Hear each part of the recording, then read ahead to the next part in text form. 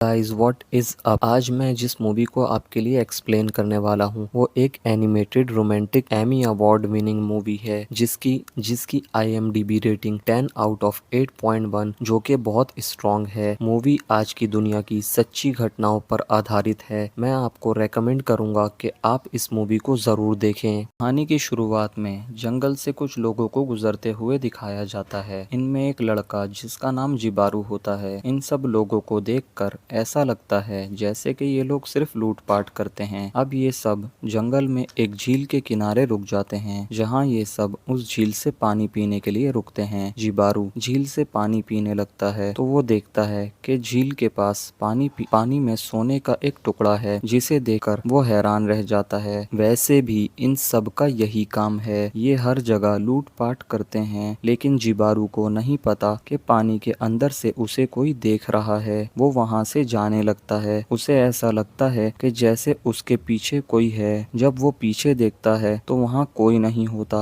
उसके जाने के बाद पानी के अंदर से एक खूबसूरत लड़की निकलती है जिसका नाम सायरन है और सायरन अब पानी के ऊपर आइटम डांस करने लगती है। डांस करने के बाद वो बहुत जोर जोर से चिल्लाती है और उसकी चीखों की आवाज सुनकर वो सब लोग उसकी तरफ अट्रैक्ट हो जाते हैं। ऐसा लगता है कि जैसे सायरन ने उन्हें अपनी तरफ खींच लिया हो। वो लोग बगैर सोचे समझे उसकी तरफ बढ़ने लगते हैं। वो उसकी खूबसूरती को देखकर उसे पाना चाहते हैं। उसे पाने की चाहत में जब वो उसकी तरफ बढ़ने लगते हैं तब एक दूसरे की तलवारों से उनके सर कट जाते हैं और बाकी लोग पानी में डूबकर मर जाते हैं। इस तरह सायरन की चीख की आवाज से सब के सब मारे जाते हैं। सिर्फ वहाँ एक ही लड़का बचता है जो होता है जिबारू। सायरन जिबारू को देखकर हैरान रह जाती है क्योंकि सायरन की आवाज का जिबारू पर कोई असर नहीं होता, क्योंकि असल में जिबारू सुन नहीं सकता। यहाँ हमें पता लगता है कि जिबारू डेफ है। ये देखकर सायरन हैरान रह जाती है क्योंकि आज तक उसकी म्यूजिकल आवाज से कोई नहीं बच पाया, लेकिन उसकी म्यूजिकल आवाज का जिबारू पर कोई असर नहीं पड़ता है। उसे लगता है कि जिबारू उसी के लिए बना है। वो जिबारू की तरफ अट्रैक्ट होती जा रही थी। फिर सायरन पानी के अंदर से जिबारू को देख रही थी जो बहुत ही डरा हुआ होता है। सायरन सोचती है जिबारू के अंदर कोई खास बात है, इसीलिए उसकी आवाज का उस पर कोई असर नहीं हो रहा।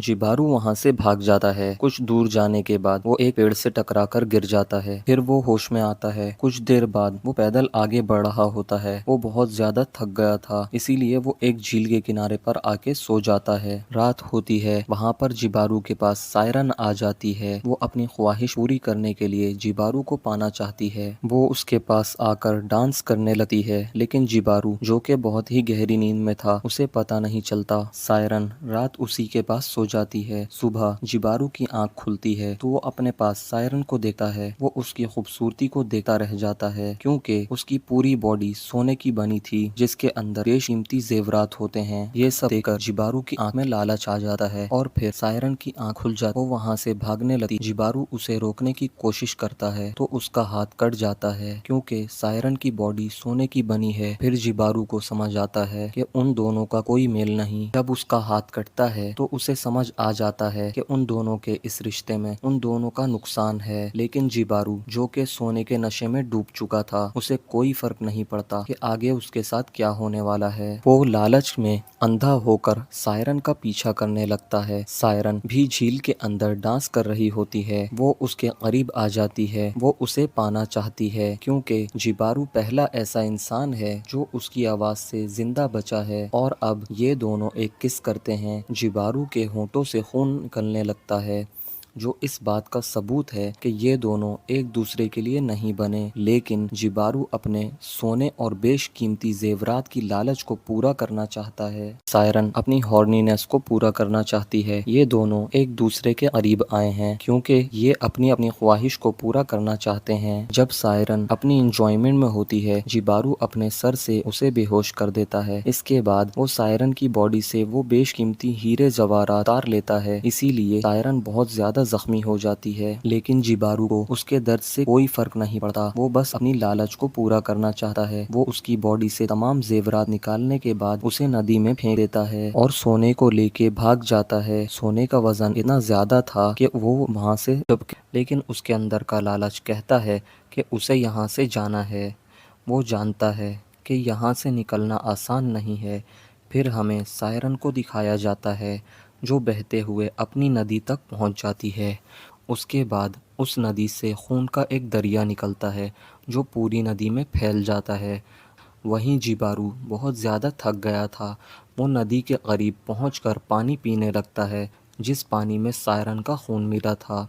जब सायरन का खून उसके पेट में जाता है तो वो कांपने लगता है और उसे सब कुछ सुनाई देने लग जाता है।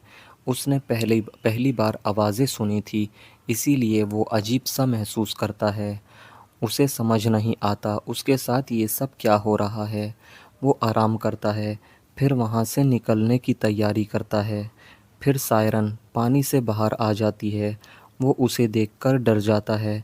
सायरन अपनी बॉडी को देखती है तो रोने लग जाती है। उसके खूबसूरत ज़ेवरात जो उसकी बॉडी की शोभा बढ़ाते थे, वो जिबारू ने चुरा लिए थे। और इसी के साथ उसका भरम भी टूट जाता है क्योंकि उसे लग रहा था जिबारू उससे मोहब्बत करता है। लेकिन उसे पता चल गया है कि जिबारू सिर्फ उसके ज़ेवरात, सोने, हीरे, मोती की वजह से उसके साथ था। फिर जिबारू को दिखाया जाता है जो कि एक नदी के किनारे खड़ा है। सायरन उसे देख लेती है और दर्द से चिल्लाने लगती है और अब जिबारू सुन सकता था, इसीलिए वो सायरन की आवाज़ की तरफ अट्रैक्ट होने लगता है। वो चाहकर भी अपने आप को नहीं रोक पाता। जब सायरन ये देखती है तो ज़ोर-ज़ोर से चिल्लाने लगती है, जिसके बाद जिबारू बड़ी ही तेज़ी से डांस करता हुआ सायरन की तरफ खींचा चला जाता है। सायरन उसे भी उसके साथियों की तरह ही मार डालती है। जिबारू की बॉडी पानी के नीचे चली जाती है, जिसके साथ ही हमें ये पता लगता है कि सायरन ने बहुत से लोगों को इसी तरह मारा है। अब सायरन के पास भी कुछ नहीं बचा। जिस खूबसूरती पर उसको नाज़ था, वो सब अब उससे छिन चुकी है। दरअसल ये पूरी स्टोरी आज की सच्ची घटनाओं को रिप्रेजेंट करती है, जहाँ पर हर एक इंसान दूसरे इंसान से किसी न किसी लालच के तहत जुड़ा हुआ है। जिस तरह जिबारू सायरन के पास गया क्योंकि उसे सायरन के बेशकीमती ज़ेवरात पसंद आ गए थे, वहीं सायरन भी जिबारू के पास इसलिए गई क्योंकि वो अपनी हॉर्नीनेस को पूरा करना चाहती थी। लेकिन बुरे काम का अंजाम बुरा ही होता है।